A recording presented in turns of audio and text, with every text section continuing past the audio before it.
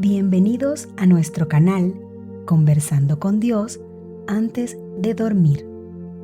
Este será tu refugio nocturno, un lugar donde podrás reconectarte con tu espíritu, gracias a las palabras de nuestro Creador, renovar tus fuerzas y cerrar el día en completa paz. Hechos 4, 19, 20. Pedro y Juan les respondieron: juzguen si está bien a los ojos del Señor que les obedezcamos a ustedes antes que a Dios. Nosotros no podemos callar lo que hemos visto y oído. Este pasaje de los Hechos nos sitúa en uno de los momentos más intensos de la vida de los primeros discípulos: la tensión entre las presiones humanas y la fidelidad a Dios. Pedro y Juan, después de haber presenciado la resurrección y de haber sido transformados por la fuerza del Espíritu Santo, ya no son los hombres temerosos que huyeron durante la pasión. Ahora son testigos valientes, profundamente conscientes de la verdad que han encontrado. Por eso, cuando las autoridades les ordenan callar, ellos responden desde una convicción que nace del encuentro con Cristo vivo. Antes que obedecer a los hombres, deben obedecer a Dios. Esta declaración no es un gesto de rebeldía impulsiva, sino de discernimiento espiritual. Pedro y Juan entienden que la autoridad humana tiene límites y que, cuando sus mandatos contradicen la voluntad divina, el discípulo debe mantenerse fiel a Dios, incluso si eso implica incomprensión, rechazo o persecución. La pregunta que plantean, juzguen si está bien a los ojos del Señor, muestra que la verdadera medida del obrar cristiano no es la conveniencia, la comodidad o el miedo, sino lo que agrada al Señor. La fidelidad se convierte así en la brújula que guía su palabra y su acción. Luego, añaden una frase que resume la esencia de ser testigo: no podemos callar lo que hemos visto y oído. La experiencia de Cristo resucitado ha marcado su vida de tal manera que el silencio ya no es una opción. No hablan por obligación, sino por desbordamiento. La verdad encontrada en Jesús es tan luminosa, tan transformadora, tan liberadora, que no puede quedar encerrada. Ser testigo no consiste en repetir ideas, sino en compartir una experiencia viva. Haber visto la luz en medio de la oscuridad, haber oído palabras que sanan el corazón, haber sido alcanzados por un amor que cambia la existencia. Este pasaje nos invita a preguntarnos qué lugar ocupa Dios en nuestras decisiones diarias, especialmente cuando la fe entra en tensión con las presiones del ambiente, de la sociedad o incluso de nuestras propias inseguridades. Nos llama a renovar la valentía del espíritu, esa fuerza que nos hace capaces de elegir lo que es recto ante los ojos de Dios, aunque no siempre sea lo más fácil. Y también nos exhorta a ser testigos auténticos, a no callar lo que hemos experimentado en Dios, a dejar que nuestra vida, nuestras palabras y nuestras acciones manifiesten la verdad que nos transforma.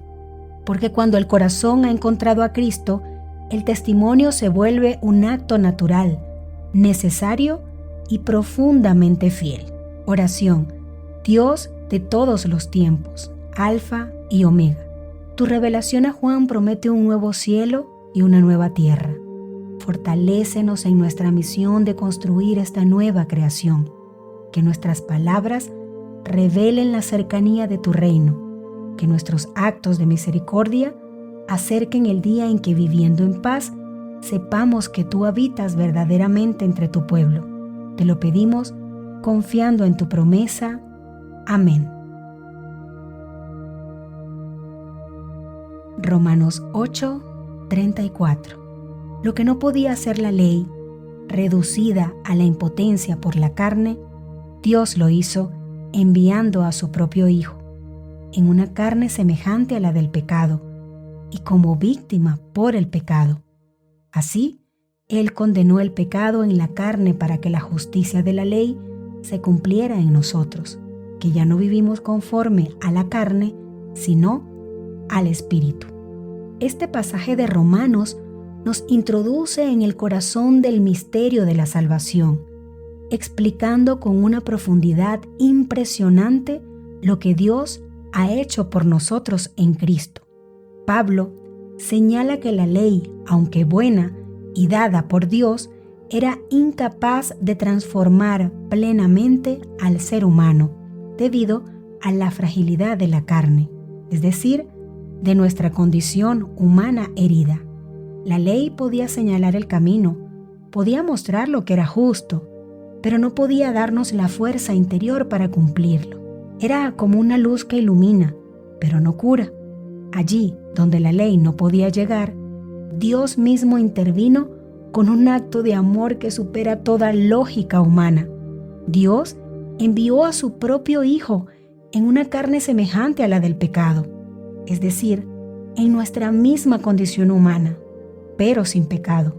Jesús asumió nuestra carne frágil, nuestra historia, nuestras limitaciones, y entró en el terreno donde el pecado había causado más daño, la vida concreta, real, humana, y lo hizo como víctima por el pecado, ofreciéndose libremente para cargar sobre sí lo que nos destruía por dentro.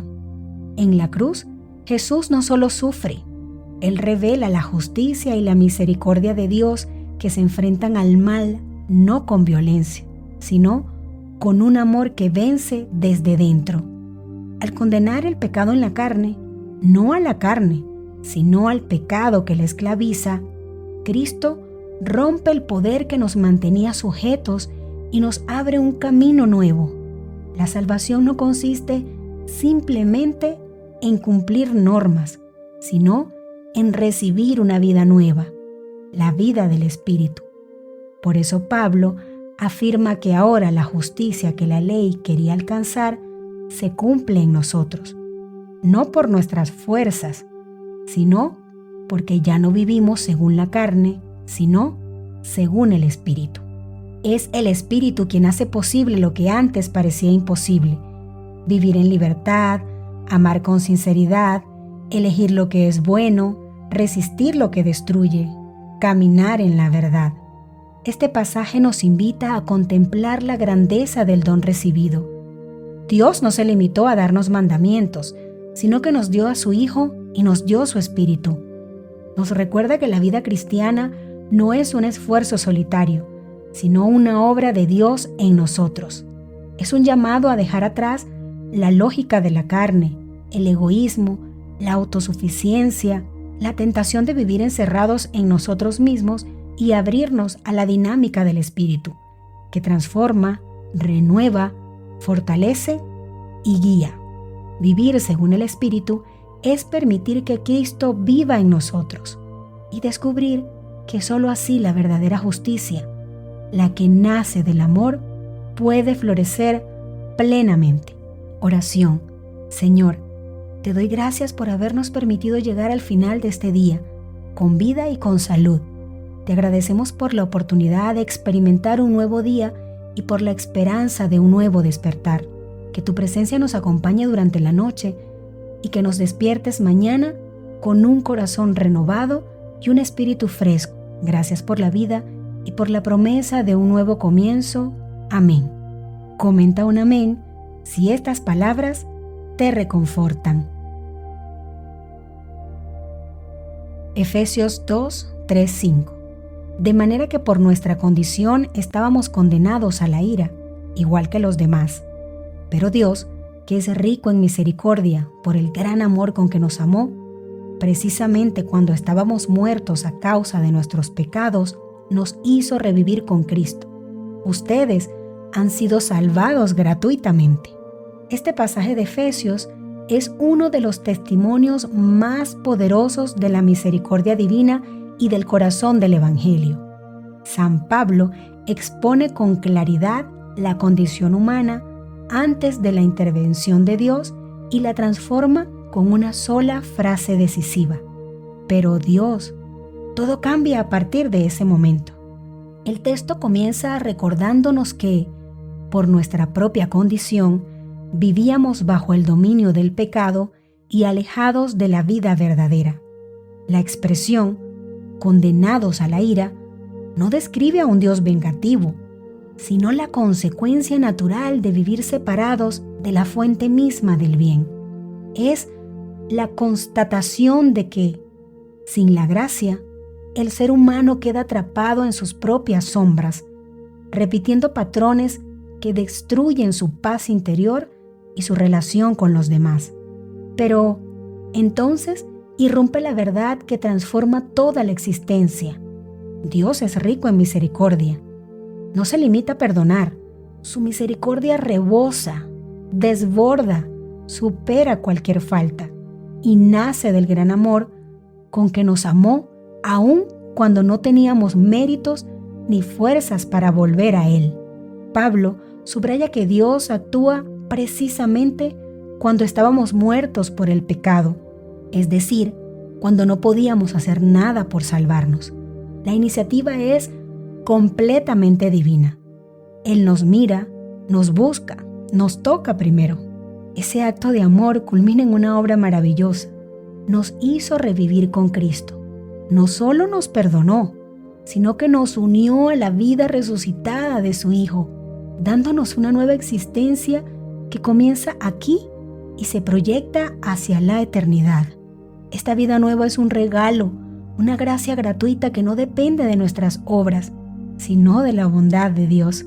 Por eso el apóstol exclama con fuerza: ustedes han sido salvados gratuitamente. Esta lectura nos invita a dejar de mirar nuestra historia solo desde nuestras caídas o fragilidades y a contemplarla desde la misericordia inagotable de Dios. Nos recuerda que la salvación no es un premio reservado para perfectos, sino un don ofrecido a quienes reconocen su necesidad. Se abre al amor del Padre y permiten que Cristo los levante a una vida nueva. En medio de nuestras luchas y debilidades, esta palabra nos asegura que siempre existe un pero Dios capaz de cambiarlo todo. Oración. Señor, te pido que me perdones por mis pecados y errores de hoy, que me limpies de toda maldad. Gracias por tu misericordia y amor incondicional, que me permiten acercarme a ti con confianza, que tu Espíritu me guíe y me ayude a vivir de acuerdo a tu voluntad, y que mañana sea un nuevo día de renovación y de santificación. Amén. Segunda de Pedro 1, 3, 4. Su poder divino, en efecto, nos ha concedido gratuitamente todo lo necesario para la vida y la piedad, haciéndonos conocer a aquel que nos llamó por la fuerza de su propia gloria. Gracias a ella, se nos han concedido las más grandes y valiosas promesas, a fin de que ustedes lleguen a participar de la naturaleza divina. Este pasaje de la segunda carta de Pedro nos conduce a una verdad sorprendente y profundamente consoladora. Dios no solo nos llama, sino que también nos da todo lo necesario para responder a ese llamado.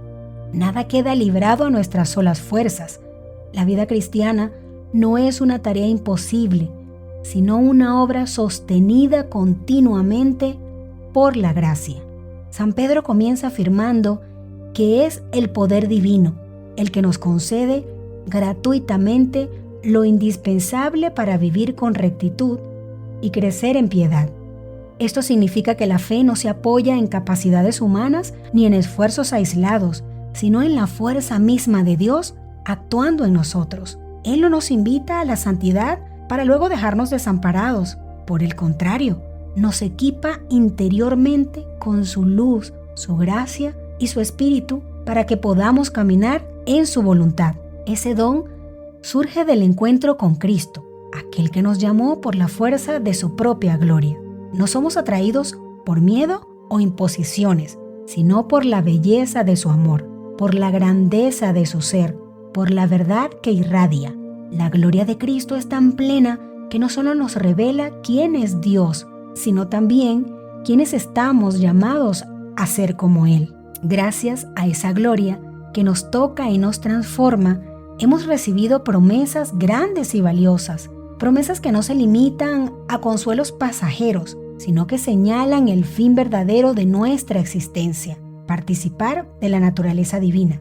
Esta expresión, tan audaz y a la vez tan profundamente cristiana, indica que Dios quiere compartir su propia vida con nosotros.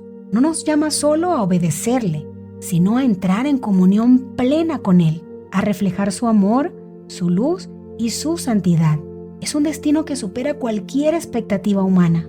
Este texto nos invita, por tanto, a contemplar la grandeza de la vocación cristiana y a vivir con confianza. Aunque nuestras fuerzas sean limitadas, Dios nos sostiene con su poder, nos atrae con su gloria y nos asegura su compañía mediante promesas eternas. La fe no es un peso, sino un regalo.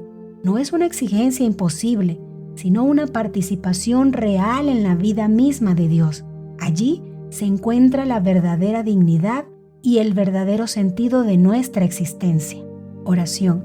Señor, danos la capacidad de verte en los hechos y en las situaciones simples de nuestra vida, y de buscarte en nuestras hermanas y nuestros hermanos, especialmente en las personas pobres y necesitadas, que quienes más necesitan nuestra ayuda nos hagan recordar tu presencia entre nosotras, que nuestra respuesta a sus necesidades revelen tu amorosa presencia en el mundo. Te lo pedimos por Jesús, tu amor encarnado. Amén. Isaías 49, 8, 10. En el tiempo favorable yo te respondí, en el día de la salvación te socorrí. Yo te formé y te destiné a ser la alianza del pueblo para restaurar el país, para repartir las herencias devastadas, para decir a los cautivos, salgan, y a los que están en tinieblas, manifiéstense. Ellos se apacentarán a lo largo de los caminos, tendrán sus pastizales hasta en las cumbres desiertas. No tendrán hambre, ni sufrirán sed. El viento ardiente y el sol no los dañarán, porque el que se compadece de ellos los guiará y los llevará hasta las vertientes de agua. Este pasaje de Isaías es una proclamación de consuelo, de restauración y de promesa divina. A través del profeta, Dios habla con una ternura que atraviesa toda desesperanza humana. Él responde en el tiempo favorable y socorre en el día de la salvación. Esto significa que Dios no llega tarde ni permanece indiferente a nuestro sufrimiento. Su acción se despliega en el momento exacto, cuando el corazón está preparado para recibir su gracia. El Señor no solo promete ayuda, sino que confirma que ha formado y enviado a su siervo para ser alianza del pueblo, es decir, puente, vínculo vivo entre Dios y la humanidad. Su misión es reconstruir lo que se ha derrumbado, restaurar lo que la historia ha herido y devolver a su pueblo la herencia perdida. La obra del siervo consiste en anunciar liberación, decir a los cautivos, salgan, y a quienes viven en tinieblas, manifiéstense. Es una invitación a dejar atrás aquello que oprime el espíritu, miedos, culpas, pecados, heridas y cadenas visibles e invisibles. Dios no nos llama solo a salir de un lugar de dolor, sino a caminar hacia la luz, hacia una existencia nueva donde el corazón puede respirar nuevamente. Su salvación no es solo un gesto espiritual, sino una restauración integral del ser humano. La descripción que sigue es profundamente pastoral. Dios guía a su pueblo como un pastor que cuida con atención a cada uno de sus hijos. Los conduce por caminos inesperados, donde incluso en las cumbres desiertas, los lugares áridos de la vida, Él provee alimento y descanso. Promete que no habrá hambre ni sed, que el sol no herirá y que el viento ardiente no dañará, porque Él mismo caminará al lado de los suyos. El que se compadece, el que conoce nuestras fragilidades, es también quien abre fuentes de agua viva en medio de nuestros desiertos. Este texto nos invita a confiar profundamente en el cuidado de Dios, aun cuando atravesamos tiempos de oscuridad o sentimos que nuestras fuerzas se agotan. Su palabra permanece fiel. Él nos guía, nos restaura y nos sostiene.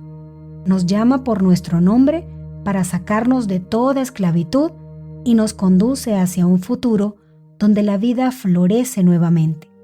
En sus manos, incluso nuestras ruinas se convierten en esperanza y nuestros desiertos se transforman en caminos donde corre el agua viva de su misericordia.